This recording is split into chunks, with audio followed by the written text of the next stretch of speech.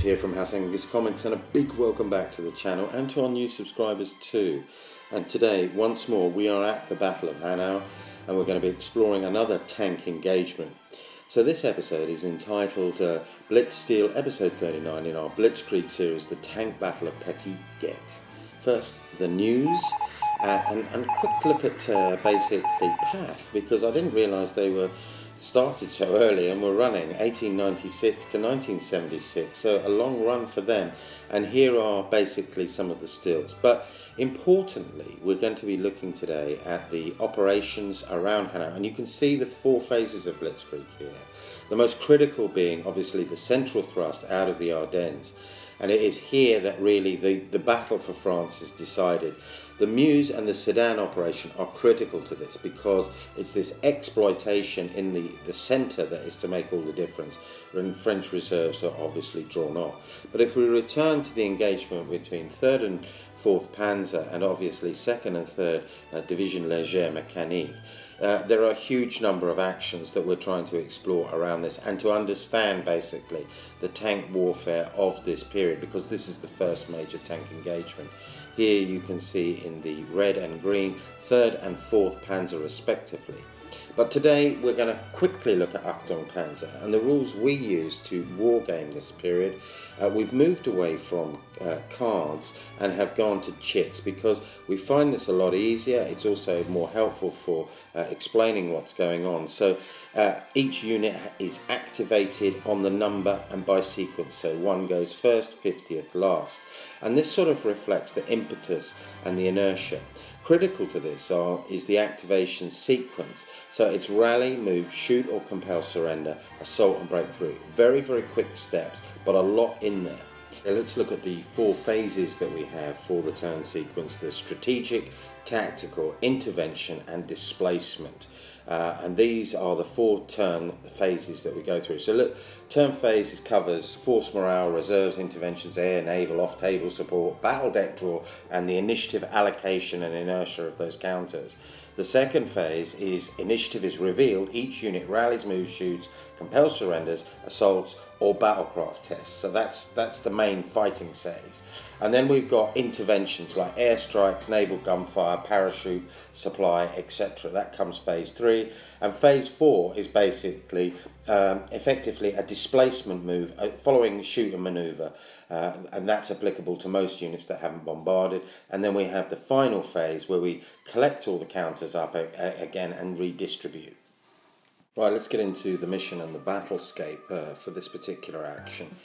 It's very open terrain. It is a defensive option for the French, but they've actually decided they're going to make a counter-strike. We have a lot of tanks here, nearly 100 tank models engaged, and you'll see throughout this how quick the system can actually operate. I mean, we played 24 turns in 2 days, and we had a hell of a lot of pieces on the table. But with the initiative system that we use, it's so much quicker and faster, 1 unit at a time.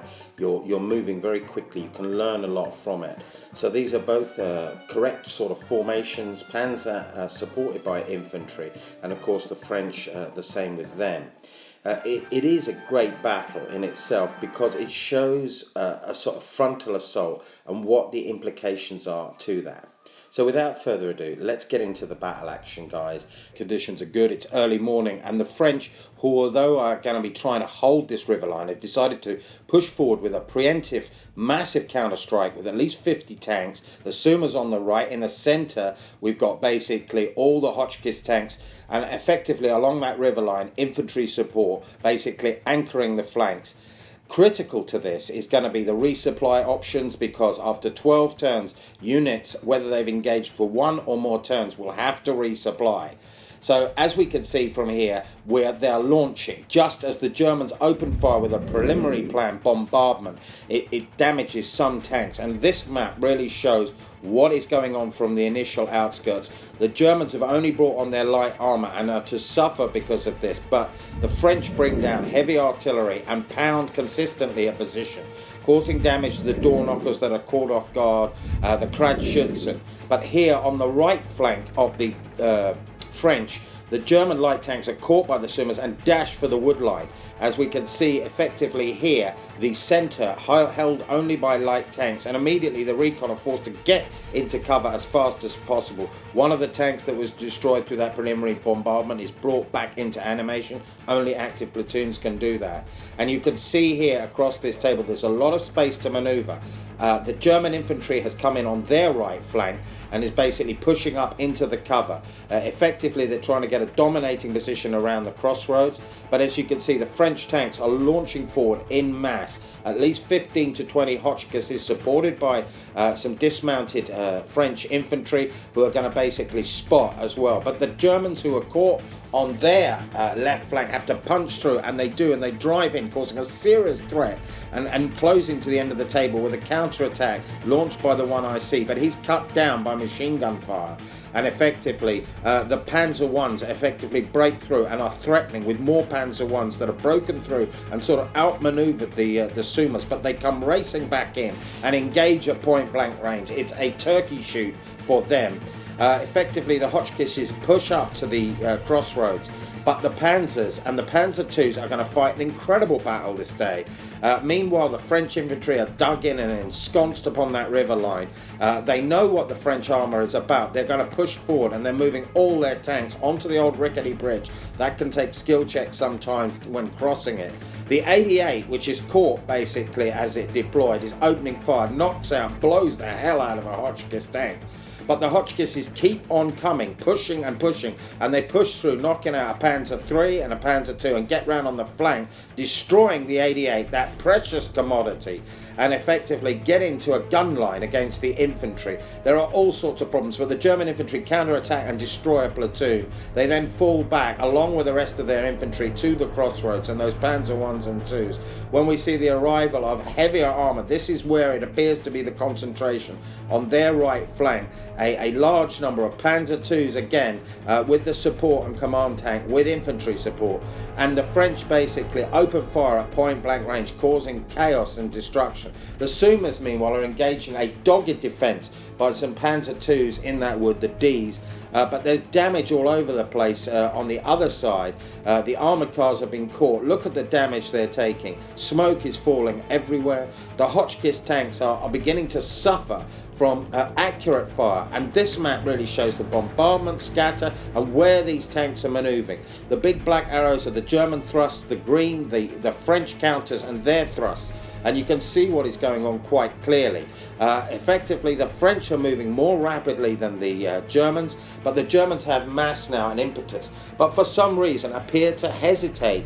They don't push forward because they know the clock is ticking for fuel, and then they're not quite sure, I don't think. They're trying to bait more French armour over there, which they do, but this is giving far too much time to the French to concentrate.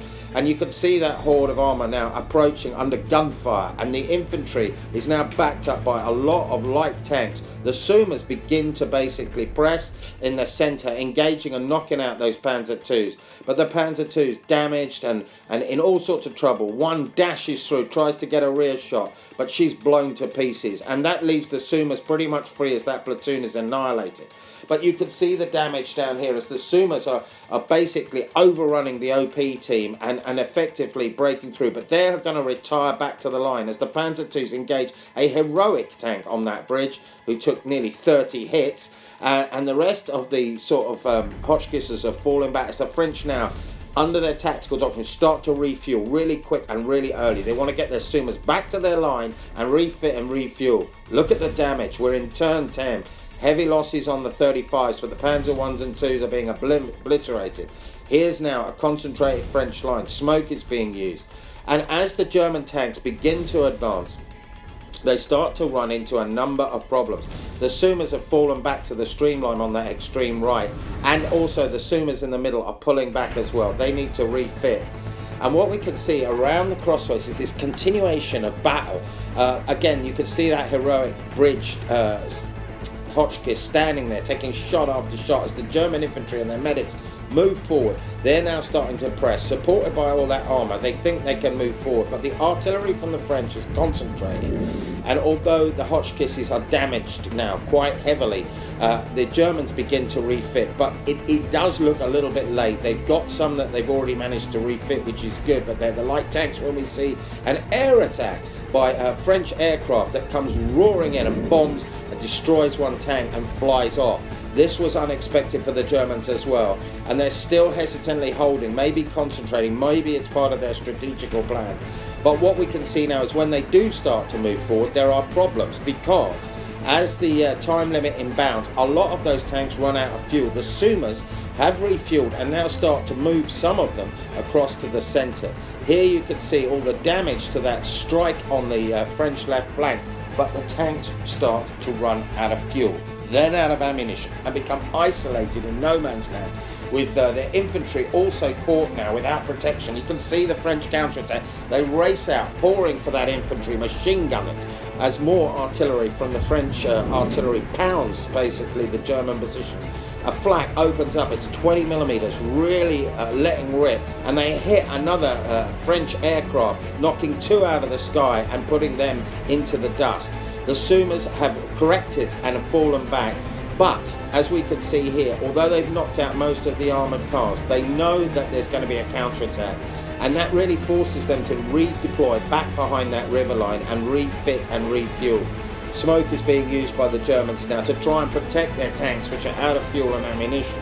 And what we see now is a desperate attack by the German infantry, but although it basically drives off some tanks, as we can see here, the AMR 35s run into the engineers and are effectively liquidated by a great counter-attack by the German infantry.